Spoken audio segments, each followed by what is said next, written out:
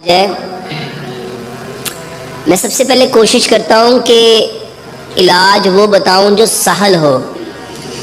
اگر ہم لوگ صرف اپنا کھانا اور پینا اسلام کے مطابق کر لیں تو میرے بھائیوں یہ ساری جو بیماریاں ہیں وہ ختم ہو سکتی ہیں۔ بیماری کو پہلے سمجھ لو، بیماری ایک علامت ہے، بیماری ایک کہ آپ کچھ غلط کر رہے ہو، آپ کچھ اس کو صحیح کر لو۔ تو میرے بھائیوں جو بواسیر ہے بجائے اس کے علاج کے اوپر جانے کے، اگر ہم اس بات کو جان لیں بواسیر ہوتی کیوں ہے، اس کو ٹھیک کر لیا جائے، وہ زیادہ بہتر نہیں کہ علاج زیادہ بہتر ہے؟ اب پہلے ہم وہ جان لیتے ہیں کہ یہ ہوتی کیوں ہے۔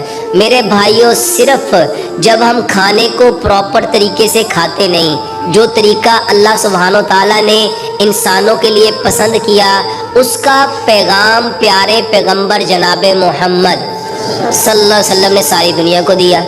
تو میرے بھائیوں اگر ہم نبی صلی اللہ علیہ وسلم کے طریقے کے مطابق، رب تعالیٰ نے قرآن میں فرمایا وَكُلُوا وَاشْرَبُوا، اور کھاؤ اور پیو، وَلَا تُسْرِفُوا، اور اسراف کا مطلب کیا ہوتا ہے؟ زیادتی ہوتا ہے نا، زیادتی نہ کرو۔ میرے بھائیوں کھانا اور چیز ہے، پینا اور چیز ہے۔ اب اس کو سمجھو، پوری کائنات میں کوئی جانور ایک ساتھ کھاتا اور پیتا نہیں ہے۔ کبھی دیکھا آپ نے کوئی جانور کھانے کے ساتھ پانی بھی پی رہا ہو؟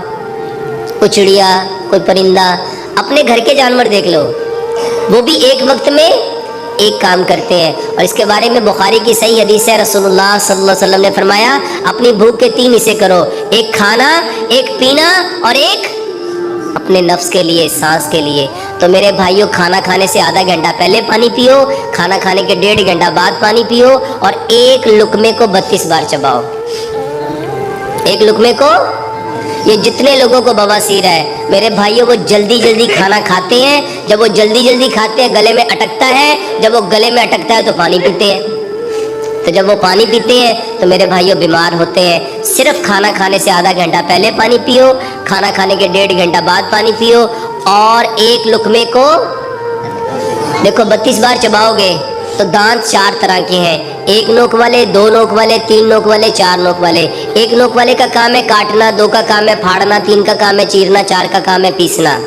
اب خوراک کو کاٹنا بھی تھا، پھاڑنا بھی تھا، چیرنا بھی تھا، پیسنا بھی تھا، یہ کام کرنا تھا پتھر نے۔ دانت ہے سٹون کے، کیلشیم کے، میدا ہے فائبر کا، گوشت کا۔ بتاؤ جو کام دانت کر سکتے ہیں کیا میدا کر سکتا ہے؟ تو جب وہ کر نہیں سکتا تو ہضم کیسے کرے گا؟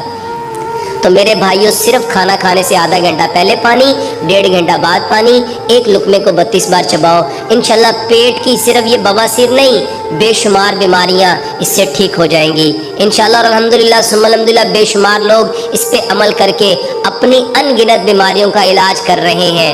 یہ طریقہ واللہ لوگ اتنا پسند کر رہے ہیں، اتنا پسند کر رہے ہیں کہ روزانہ کئی 100 کالز آتی ہیں کہ ڈاکٹر صاحب الحمدللہ اس طریقے سے میں یہ فائدہ ہوا۔ بواسیر کے لیے صرف ایک دوائی بتاتا ہوں،